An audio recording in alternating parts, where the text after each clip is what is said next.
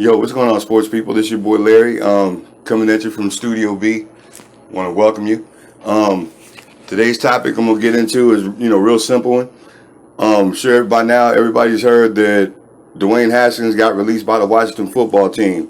Um, it shouldn't be a surprise because it was clear that this kid, he wasn't getting it.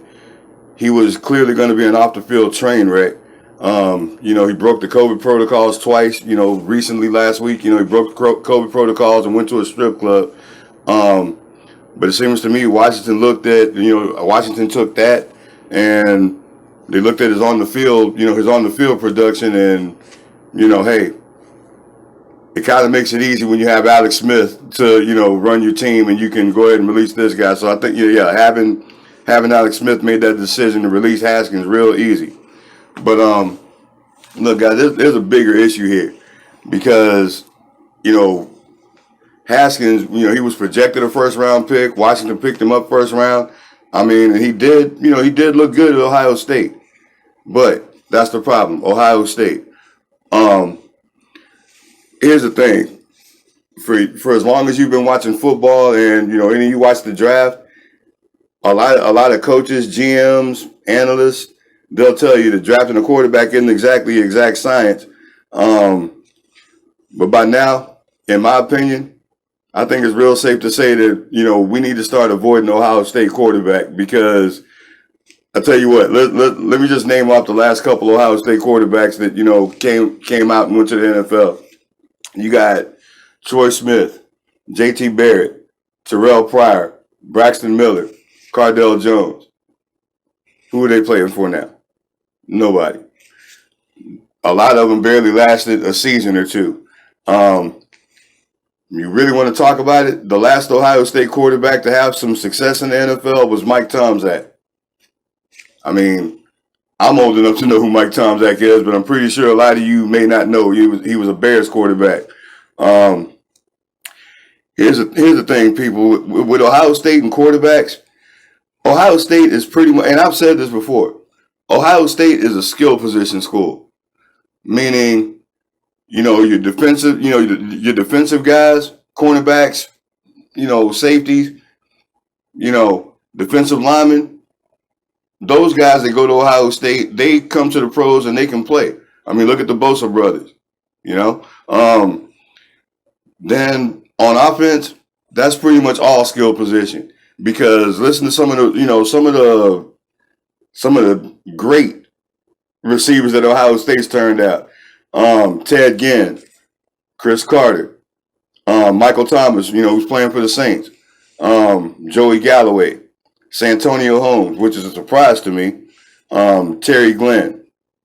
Those are just a couple of wide receivers that, had long careers in the NFL. And just, the running backs. Look at the last two. Look at Zeke and look at J.K. Dobbins. And, before them, years before them, you had Eddie George and Archie Griffin. So, yeah, a quarterback at Ohio State, all you have to do is pretty much be a game manager and, you'll be okay. But does being a game manager make you a number one pick like it has, Dwayne Haskins and some of these guys I mentioned? I mean, Terrell Pryor was a number one, he was a number one draft pick. Cardell Jones, Braxton Miller, they went, J.T. Barrett, they all went in the first round. Um, you know, Really, you look at and here's the thing, look at the recruitment at Ohio State. How many of you people know that Joey Burrow actually went to Ohio State before he went to LSU?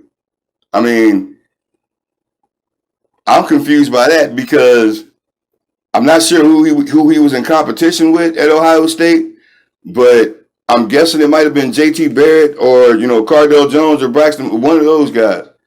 And you mean to tell me that Joey Burrow couldn't get on the field at Ohio State because of one of those three guys? And look at the career Joey Burrow had at LSU and the career he was on to in Cincinnati. Um, that says a lot about Ohio State and the recruiting department. Like I said, guys, it's just confusing to me that every time somebody, because who's the one coming out now? Justin Fields.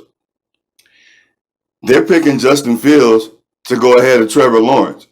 And if anybody, if anybody could explain to me how Justin Fields, just because he played at Ohio State, is a better prospect than old Sunshine, Trevor Lawrence at at Clemson, and Trevor Lawrence has a much better body of work than Justin Fields.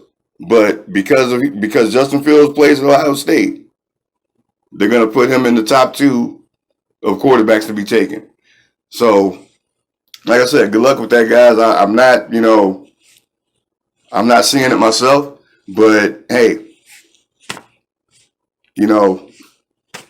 it's feast or famine with these Ohio State quarterbacks because, dude, I don't, they're pretty much like Notre Dame quarterbacks to me. Name the last Notre Dame quarterback that came to the NFL that had some success. You'd have to go all the way back to Joe Montana and Joe Theismann.